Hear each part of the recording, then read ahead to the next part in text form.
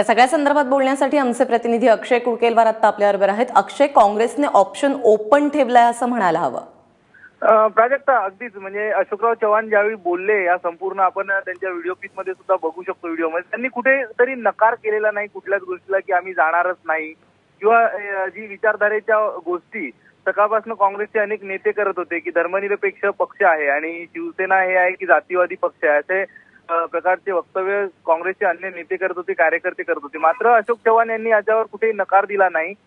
या उलट त्यांनी एक ऑप्शन खुलं असल्यासारखं सांगितलं की राज्यामध्ये भारतीय जनता पार्टी आणि शिवसेनेचं सरकार आहे, त्या ठिकाणी त्यांनी निर्णय घ्यावा आणि ते निर्णय घेतल्यानंतर म्हणजे आम्ही त्याबाबत बोलणं उचित ठरेल। म्हणजे बोलणं उचित ठरेल म्हणजे काय आणि नेमकं निर्णय घ्यावा म्हणजे काय।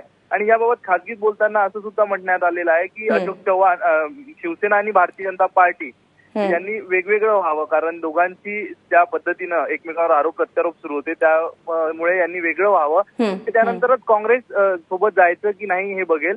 मात्र सकाळपासून याच गोष्टीला आणखी अशोक चव्हाण यांनी खासगीत बोलताना एक दुजोरा दिला की अशा प्रकारच्या बातम्या ज्या आहेत त्या शिवसेना आणि भारतीय जनता पार्टीच्या नेत्यांच्या वरिष्ठ गटातनं पसरवण्यात येत आहे, जेणेकरून ते पक्ष भारतीय जनता पार्टी आणि शिवसेना आपापसात लढताना एकमेकाचं वजन सिद्ध करू शकेल आणि दबाव तंत्राचा वापर होऊन अशा प्रकारच्या बातम्या या ठिकाणी पसरवण्यात येत आहे। मात्र त्यांनी कुठल्याही पद्धतीनं ठोस असा नकार या ठिकाणी दिलेला नाही। पण आज जी काँग्रेसची बैठक होतीये त्यामध्ये या सगळ्या संदर्भात चर्चा होऊ शकते।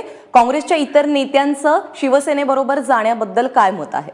आजच्या बैठकीमध्ये प्रामुख्याने या विषयावर चर्चा झाली नव्हती आणि महाराष्ट्रातले सगळेच नेते म्हणजे अशोक चव्हाण असतील, पृथ्वीराज चव्हाण असतील आणि विखे पाटील असतील, हे दोन प्रमुख नेते या बैठकीला नव्हते, कारण ते आपापल्या मतदारसंघामध्ये होते। काल जिल्हा परिषदेच्या निवडणुकीसाठी ते गेले होते, त्यामुळे हे नेते नव्हते। आणि तातडीची बैठक प्रामुख्याने बोलवण्यात आली होती ती काल झालेल्या निवडणुकांचे निकाल जे आले त्यावर एक विचार करण्यासाठी ही बैठक बोलवण्यात आली होती। आणि त्याच पद्धतीनं या काल जिल्हा परिषद आणि पंचायत समितीचे निकाल लागल्यानंतर राष्ट्रवादीचे ज्येष्ठ नेते प्रफुल्ल पटेल यांनी मोहन प्रकाश जे प्रभारी आहे महाराष्ट्र प्रदेश काँग्रेसचे यांना फोन करून पंचायत समिती आणि जिल्हा परिषद 13 ठिकाणी आघाडी करावी अशा बाबत त्यांनी प्रस्ताव ठेवला राष्ट्रवादीने आणि याच विषयावर चर्चा करण्यासाठी तातडीची बैठक थेट नकार दिला जात नाहीये काँग्रेसकडून, त्यांच्याकडून ऑप्शन्स ओपन ठेवले जात आहेत, पत्ते खुले आहेत असं सध्या तरी बोललं जात आहे।